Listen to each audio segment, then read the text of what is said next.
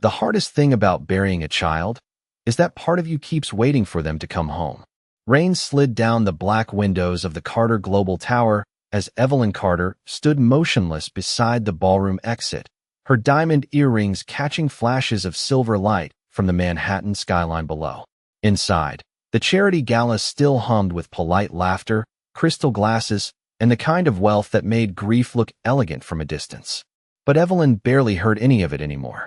Tonight marked 12 years since her son Noah died, and no amount of speeches, donations, or expensive champagne had ever managed to quiet the emptiness that waited for her every time the music stopped. She adjusted the sleeve of her white cashmere coat and stepped into the cold November night. The air smelled like rain and exhaust fumes. A black SUV rolled toward the curb, but before her driver could open the door, something stopped her. Music. Soft piano notes drifted through the underground subway entrance across the street. Slow, hesitant, familiar. Evelyn turned instinctively.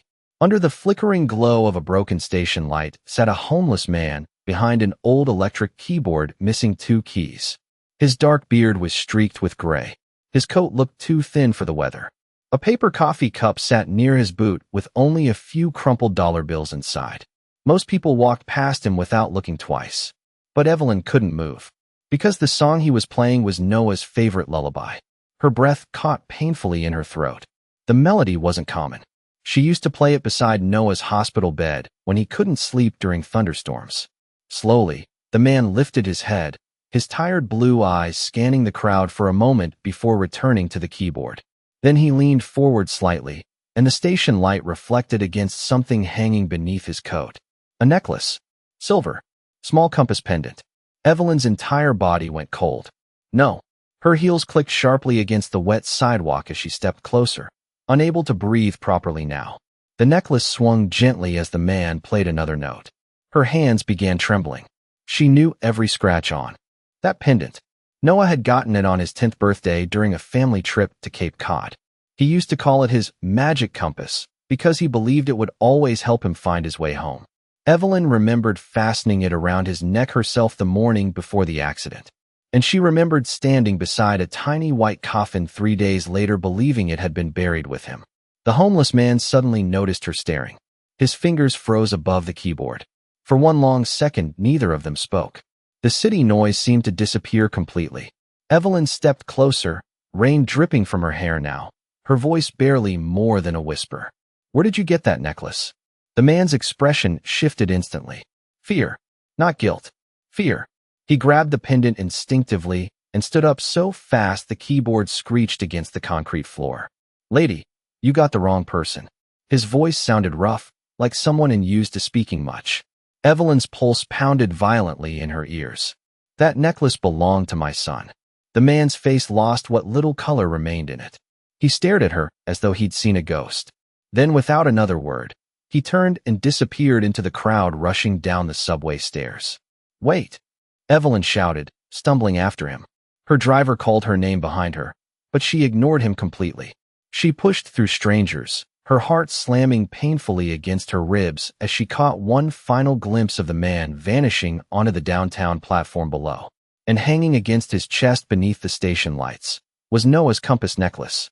The same necklace buried 12 years ago with a little boy who was never supposed to come back.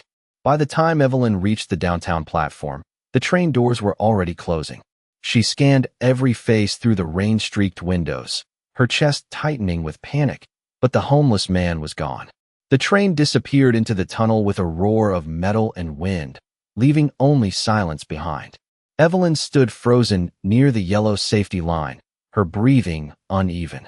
Around her, commuters brushed past carrying umbrellas and coffee cups, unaware that her entire world had just cracked open beneath her feet. "Ms. Carter." Her driver finally caught up, slightly out of breath. "Are you all right?" Evelyn did not answer immediately. Her eyes stayed fixed on the empty tracks below. Then quietly, almost to herself, she whispered, "That was Noah's necklace." The driver frowned gently, unsure if he had heard correctly. Evelyn turned suddenly and walked back toward the stairs, her heels echoing sharply through the station. Inside the SUV, the warmth felt suffocating. Manhattan lights blurred outside the tinted windows as rain continued falling against the glass. Evelyn stared at her trembling hands resting in her lap. 12 years. 12 years since the accident on Blackwater Bridge. 12 years since police divers recovered what they claimed was Noah's body from the river below. 12 years since she signed hospital papers with shaking fingers while doctors spoke in soft, careful voices. She remembered every detail. The rain that night. The smell of antiseptic inside the morgue. The tiny navy blue sneakers placed carefully inside a plastic evidence bag. Her throat tightened painfully. Then why was his necklace out there tonight? Back at her penthouse overlooking Central Park, the silence felt unbearable. Claire Bennett, her longtime assistant, hurried after her through the marble hallway. Evelyn, the board members are still asking if you are returning to the gala dinner tomorrow. Cancel it. Evelyn removed her gloves with unsteady fingers. Cancel everything for the week. Claire stopped speaking immediately. She had worked for Evelyn nearly 10 years and knew the difference between stress and genuine fear. Tonight was fear. Evelyn walked straight toward the private study at the end of the hall. Most of the room remained untouched year after year, preserved like a memory nobody was allowed to move. A small baseball glove rested beside old framed photographs. Shelves held children's astronomy books Noah used to love. In the corner stood a piano no one had played since his death. Evelyn slowly knelt beside the lower cabinet beneath the bookshelf and unlocked it with a silver key hanging around her neck. Inside sat a black velvet memory box. Her fingers hesitated before lifting the lid. Photos, birthday cards, a faded hospital bracelet, Noah's favorite toy compass. Evelyn swallowed hard and reached deeper inside, then stopped. Empty space stared back at her. Her breathing caught instantly. No necklace. She searched again frantically, moving tissue paper aside, checking every corner with trembling hands. But the silver compass pendant was gone. A cold wave rushed through her entire body. No, she whispered. Claire stepped closer carefully. Evelyn. Evelyn looked up slowly, her face pale. I put that necklace here myself after the funeral. Her voice cracked softly. I remember because I could not bear looking at it anymore. Claire knelt beside her. Could someone have taken it? Evelyn shook her head immediately. Nobody enters this room. Silence filled the study except for the soft ticking of the grandfather clock near the fireplace. Then Evelyn's eyes slowly drifted toward the rain-covered windows overlooking the city below. Somewhere out, there was a homeless man carrying the one thing that should have stayed buried with her son forever. And for the first time in 12 years, a thought entered her mind, so terrifying she could barely breathe around it. What if the night Noah died was not the truth at all? The next morning, New York woke beneath a gray sky heavy with rain clouds. Evelyn had not slept for even an hour. She stood barefoot in front of the massive kitchen windows of her penthouse, untouched coffee growing cold beside her as she stared down at the streets 30 floors below. Somewhere in that city was a man carrying answers she had spent 12 years burying beside her grief. Claire entered quietly holding a tablet and a printed subway report. We checked the transit cameras near the station, she said carefully. The footage caught him leaving downtown around 10:43 last night. Evelyn turned immediately. Where did he go? Claire hesitated. A shelter in Brooklyn. St. Gabriel Community Kitchen. Evelyn grabbed her coat without another word. 40 minutes later, the black SUV rolled through narrow streets lined with old brick buildings and steaming manhole covers. The polished glass towers of Midtown were long gone now, replaced by laundromats, corner stores, and faded church signs. Evelyn rarely came to this part of the city anymore. Not because she looked down on it, but because after Noah died, she stopped going anywhere that reminded her ordinary life still existed. St. Gabriel sat between a pawn shop and a closed pharmacy. The small building smelled faintly of soup broth and coffee as volunteers moved quietly between folding tables inside. Some people looked up as Evelyn entered, instantly recognizing the billionaire CEO from magazine covers and business channels. But she barely noticed them. Her eyes searched the room until they landed on him. Daniel sat alone near the back wall holding a chipped white coffee mug between rough hands. In daylight, he looked older than she remembered. Mid-40s maybe. His beard was uneven. Dark circles rested beneath tired blue eyes. Yet the moment Evelyn saw the silver compass necklace against his chest again, her heart tightened painfully. Daniel noticed her almost immediately. His entire posture stiffened. He stood slowly as though deciding whether to run. Evelyn approached carefully this time, her voice quieter than before. I am not here to hurt you. Daniel glanced toward the exit anyway. Rich people always say that before trouble starts. Evelyn stopped a few feet away. Up close, she could see rain stains on his coat sleeves and small cracks in his fingers from cold weather. But she also noticed something else. He looked terrified. Not angry. Not defensive. Afraid. Please, she whispered. Tell me where you got that necklace. Daniel stared at her for several long seconds before finally sitting again. You should not be here. Evelyn slowly pulled out the chair across from him. I buried my son 12 years ago. That necklace was buried with him. Daniel looked down instantly. His hand closed tightly around the compass pendant beneath his coat. The soup kitchen noise faded into the background between them. Finally he spoke, very softly. I did not steal it. Evelyn swallowed hard. Then how did you get it? Daniel rubbed a hand across his face like a man exhausted. From carrying something too heavy for too long. A boy gave it to me. Evelyn felt her pulse stop. What boy? Daniel's eyes slowly lifted toward hers. For the first time she noticed something deeply broken hiding behind them. A scared little kid, he said quietly. About 10 years old. Wet from river water. Crying so hard he could barely breathe. Evelyn's fingers tightened around the edge of the table. Daniel looked toward the church windows as rain tapped softly against the glass. Then he said the words that made her entire world tilt sideways. And before he disappeared, he told me his name was Noah. The words hung between them like something too fragile to touch. Evelyn stared at Daniel without blinking, her heartbeat loud enough to drown out the noise of the soup kitchen around them. Noah. Hearing her son's name from a stranger's mouth after 12 years felt unreal, almost dangerous, like hope itself had become something sharp. Daniel looked away first. His tired fingers tightened around the coffee mug in front of him. I knew this day would come eventually, he murmured quietly. Evelyn leaned forward instantly. What day? Daniel gave a faint, humorless smile. The day somebody finally recognized that necklace. Rain rolled slowly down the church windows behind him while volunteers carried trays of soup through the room. None of it seemed real anymore to Evelyn. Her entire world had narrowed down to the man sitting across from her and the silver compass resting against his chest. Tell me everything, she whispered. Daniel exhaled slowly and rubbed both hands together for warmth before speaking again. 12 years ago, I worked near Blackwater Bridge. Maintenance crew. Night shifts mostly. Evelyn felt her stomach tighten immediately. Blackwater Bridge. The exact place Noah's car accident happened. Daniel stared down at the table as though replaying memories he had spent years trying to bury. That night, there was heavy rain. Roads were flooding. I heard tires screech somewhere above the river. His voice remained calm, but distant now. Then I saw headlights disappear over the guardrail. Evelyn pressed trembling fingers against her lips. Daniel continued quietly. I climbed down near the riverbank because I thought maybe somebody survived. He paused for several seconds. And I found a little boy. Tears instantly burned behind Evelyn's eyes. Daniel swallowed hard before continuing. He was freezing, barely conscious, kept crying for his mother. Evelyn could not breathe properly anymore. Every memory she had fought to survive came crashing back at once.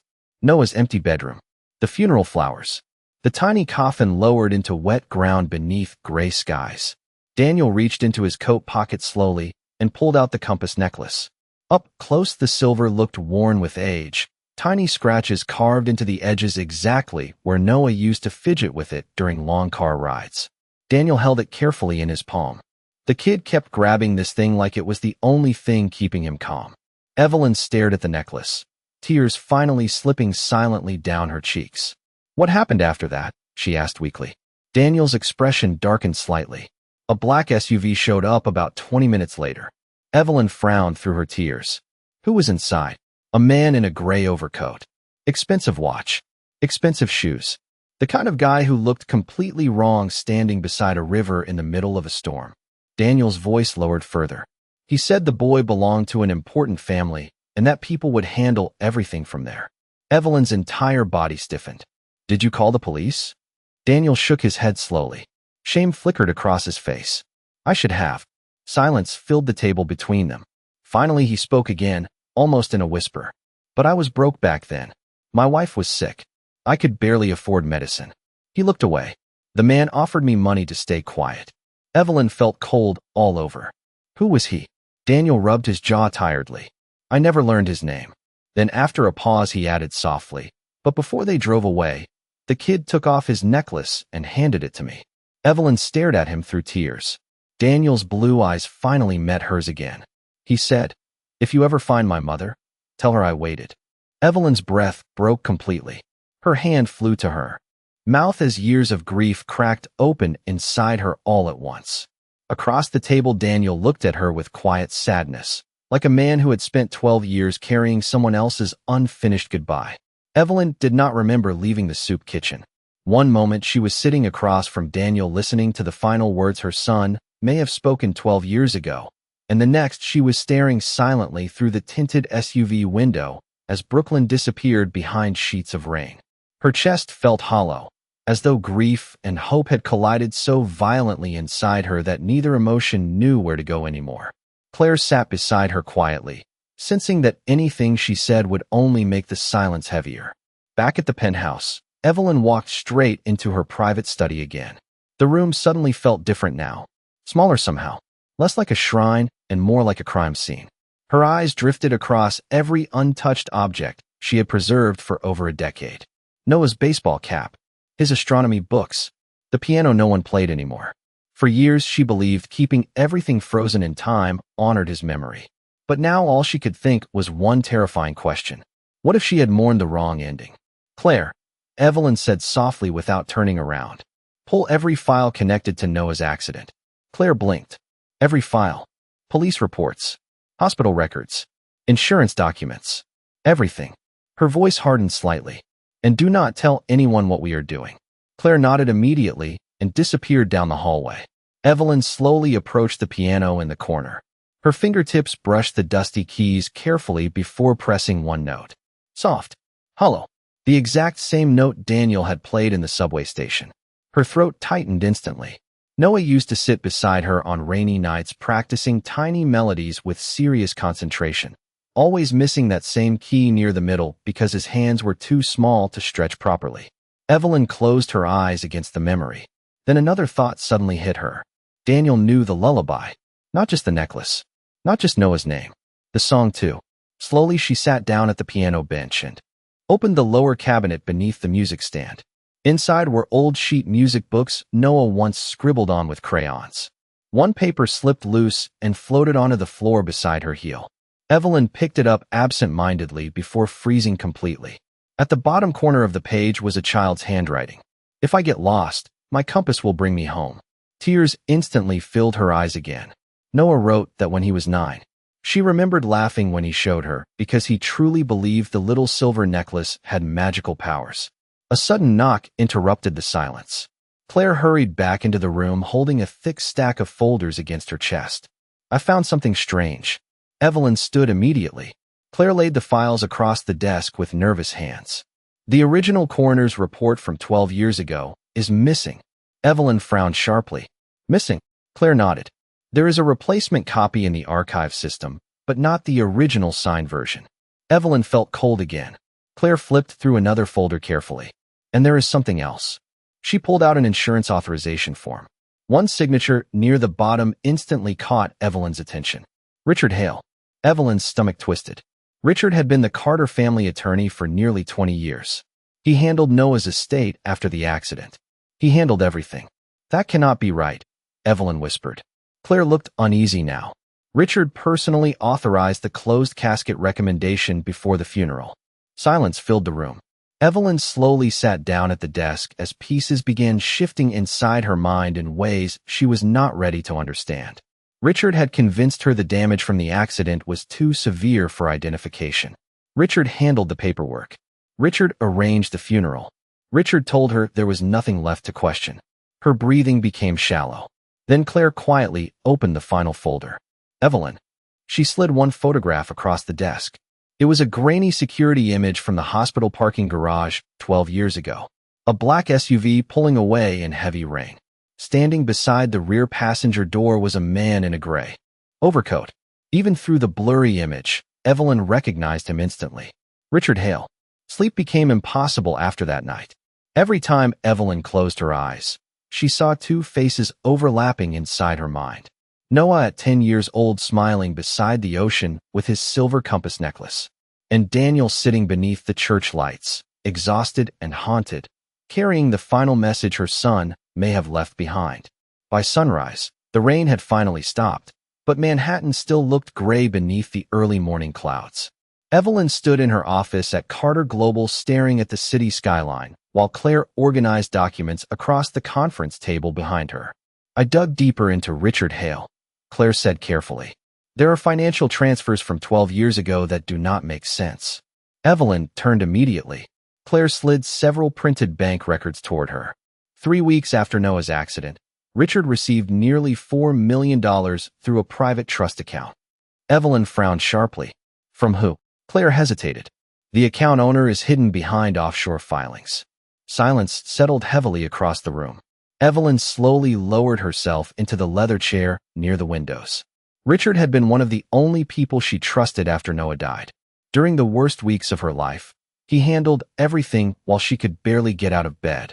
He arranged the funeral, closed the investigations, protected the company from reporters, protected her, or at least that was what she believed.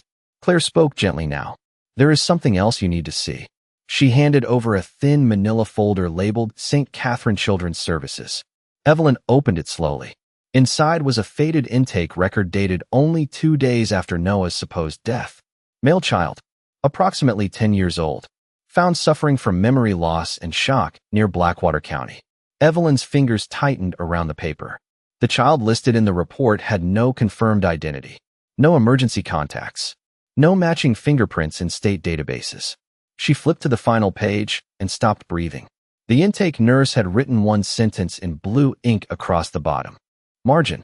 Child repeatedly says his name is Noah. Evelyn pressed trembling fingers against her lips. Oh my God, Claire nodded quietly. The record disappears after 3 weeks. Evelyn looked up sharply.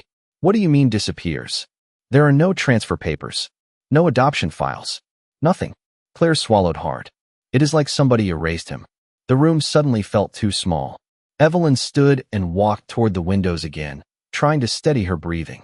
Somewhere in this city, or somewhere beyond it, there might be a grown man walking around with no idea who he truly was. Her son. The thought felt too enormous to hold. A soft knock interrupted the silence. One of Evelyn's security staff stepped carefully into the office. Miss Carter, there is someone downstairs asking for you. Evelyn frowned slightly. Who? The homeless man from Brooklyn. Her heartbeat instantly quickened.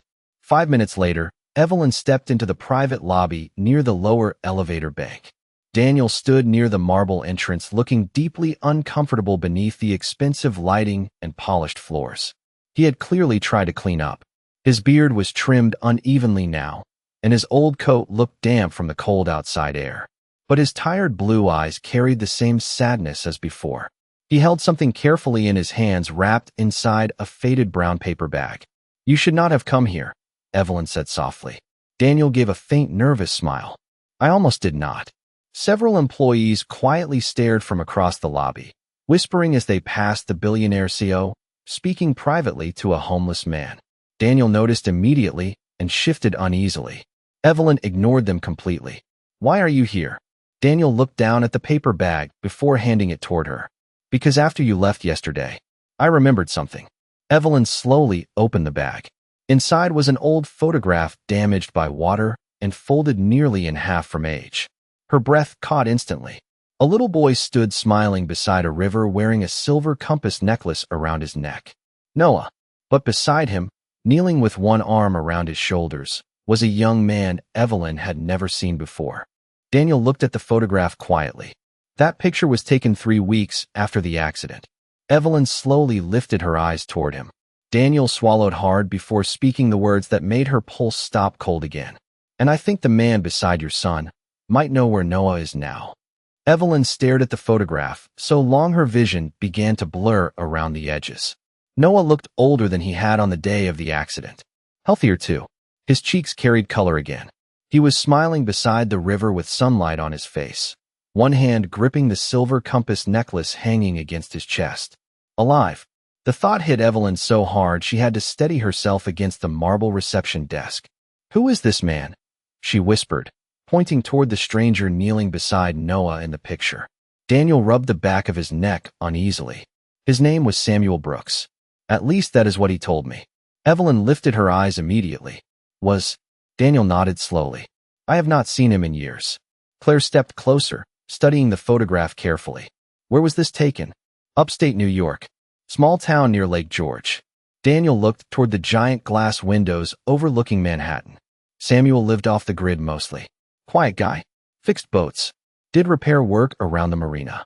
Evelyn's pulse quickened. And Noah stayed with him. Daniel hesitated. For a while. The silence that followed felt unbearably fragile.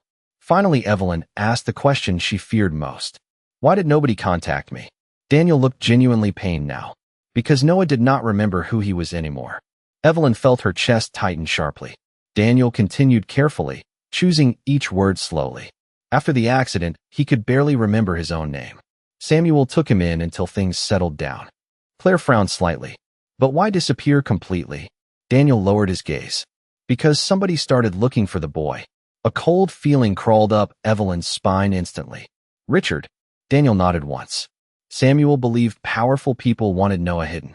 Evelyn stepped backward slightly, overwhelmed by the growing weight of everything she thought she knew. Unraveling around her. 12 years. 12 years believing her son was dead, while somewhere else he may have been alive and alone with no memory of who he truly was. Her throat tightened painfully. Do you know where Samuel is now? Daniel hesitated again before answering. About 3 years ago, I tracked him down near Boston. Evelyn's heartbeat immediately quickened. And Noah? Daniel looked away toward the lobby entrance. Samuel told me Noah left years earlier after recovering most of his memory. Evelyn stepped closer instantly. Where did he go? Daniel swallowed hard. He did not know. The answer landed like another blow. Evelyn closed her eyes briefly, fighting the wave of emotion threatening to overwhelm her completely. Then Claire suddenly spoke from beside the desk. Wait. She pointed toward the lower corner of the photograph. What is that? Evelyn looked down again carefully. Near the edge of the picture, partially hidden behind Noah's sleeve, sat a wooden sign with faded painted letters. Harbor Light Community Center. Daniel noticed it too and gave a small nod. That was Samuel's place. He volunteered there with Noah during summers. Claire immediately pulled out her phone. Her fingers moved quickly across the screen before her eyes widened slightly. The center still exists. Evelyn looked up sharply. Where? Boston Harbor District. Claire turned the screen toward her. A small website filled the display. Community art classes. Shelter outreach. Youth music programs. Evelyn barely heard the rest. Because at the top of the page was a recent staff photograph. Her breath stopped instantly. Standing beside a classroom piano was a young man in his early 20s with dark hair, thoughtful blue eyes, and a familiar half-smile she had not seen in 12 years. Noah. Older now. Taller. But unmistakably Noah. Evelyn felt tears blur her vision so quickly she almost dropped the phone. Across the lobby, Daniel stared silently at the screen too, his expression unreadable. Then very quietly he said, I think you finally found your son. The drive to Boston felt endless. Rain followed them most of the way north, streaking across the SUV windows while Evelyn sat silently in the back seat, clutching the printed photograph in trembling hands. She had stared at Noah's face so long now that every detail felt carved into her heartbeat. The slope of his smile, the shape of his eyes. Even older, even changed by time, he was still her little boy. Claire sat beside her scrolling through information about Harbor Light Community Center.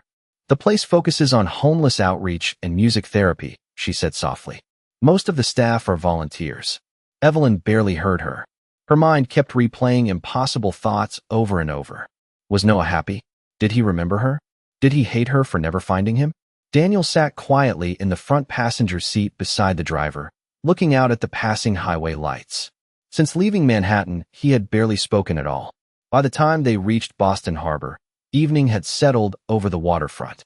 Fishing boats rocked gently beside old wooden docks while cold ocean winds swept through narrow streets lined with brick buildings and glowing cafe windows. Harbor Light Community Center stood near the edge of the marina inside a renovated warehouse painted pale blue. Warm piano music drifted softly through the open entrance. Evelyn stopped walking the second she heard it. The melody. Noah's lullaby again. Her throat tightened instantly. Inside, children sat around folding tables painting small canvases while volunteers cleaned up after dinner service. Near the far wall beside an upright piano stood the young man from the photograph. He laughed softly as one little girl showed him a messy watercolor painting covered in bright yellow stars. The sound hit Evelyn like a memory from another lifetime. Noah used to laugh exactly like that. The young man turned slightly, and for one terrifying, beautiful moment, Evelyn forgot how to breathe. He was older now, taller than she imagined. But the small crease near his left eyebrow remained exactly the same from childhood. Evelyn felt tears fill her eyes instantly. Claire touched her arm gently. Evelyn. But she was already walking forward. Slowly, carefully, like moving too fast might make him disappear again. The young man finally noticed them. Approaching. His smile faded politely into confusion. "Can I help you?" he asked warmly. Even his voice carried echoes of the little boy she lost. Evelyn opened her mouth, but no words came out. She simply stared at him while emotion crashed through her so violently she could barely stand. The young man glanced uncertainly toward Claire and Daniel behind her. Then his eyes shifted toward the silver compass necklace hanging from Daniel's hand. Everything about his expression changed instantly. "Where did you get that?" he whispered. Daniel stepped forward slowly. "You gave it to me a long time ago." The room suddenly felt silent despite all the people around them. The young man's face lost color. His breathing became uneven now too. "No," he whispered faintly. Evelyn's tears finally slipped free. "Noah." The name broke softly from her lips like something buried alive for years. The young man froze completely. His eyes locked onto hers with growing confusion, then recognition. Not complete, not perfect, but enough. Evelyn saw it happen slowly behind his eyes like lights turning back on inside a dark house. The piano beside him, the lullaby, the necklace, her face. His lips parted slightly. "Mom." The word shattered whatever remained of Evelyn's control.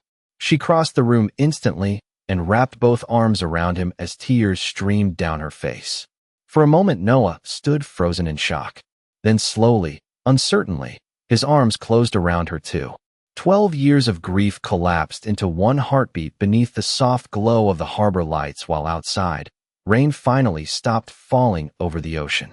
The weeks that followed felt less like rebuilding a life and more like waking slowly from a long winter.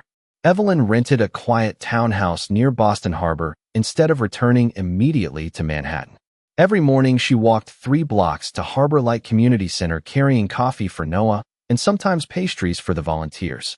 At first their conversations were awkward, careful, filled with long pauses and uncertain smiles. 12 years could not disappear overnight. Noah remembered pieces of his childhood in flashes. The smell of Evelyn's perfume, stargazing from the penthouse rooftop, falling asleep beside piano music during thunderstorms. Other memories remained blurred around the edges, hidden behind years of survival and a different life built under another name. Samuel Brooks had passed away 2 years earlier from heart failure, leaving Noah the community center and a handwritten letter explaining everything he knew about the accident. The letter became the final missing piece.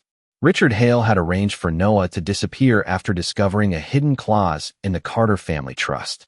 If Noah died before adulthood, control of a massive portion of Carter Global temporarily shifted into legal management under Richard himself. The scheme had bought him power, money, and influence for over a decade. But truth has a strange way of surviving, especially when carried by people who still choose kindness over fear. Federal investigators reopened the case quietly. Richard resigned 3 days later. The newspapers exploded with headlines soon after, but Evelyn no longer cared about public scandal the way she once did. For years, she believed power meant controlling damage before the world could see weakness. Noah changed that without even trying. One cold evening near Christmas, Evelyn stood alone inside Harbor Light, watching snow drift softly beyond the windows while music echoed from the main room. Noah sat at the old piano helping children rehearse for the holiday concert. Daniel stood nearby untangling strings of white lights with tired concentration while several kids laughed around him. He looked different now, healthier. Noah had insisted Daniel move into the spare apartment above the center instead of returning to the streets. At first, Daniel resisted every offer of help. Then one morning Evelyn found him repairing broken chairs before sunrise because, as he quietly explained, he needed to feel useful again. She understood that feeling better than anyone. Noah glanced up from the piano and smiled the moment he noticed her watching from the doorway.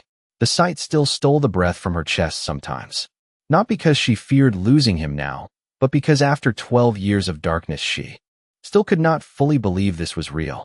"Mom," Noah called softly. The words sounded natural now. Warm. Like home. Evelyn crossed the room, smiling through tears she no longer tried hiding. Noah held out the silver compass necklace toward her. "I think this belongs to both of us now."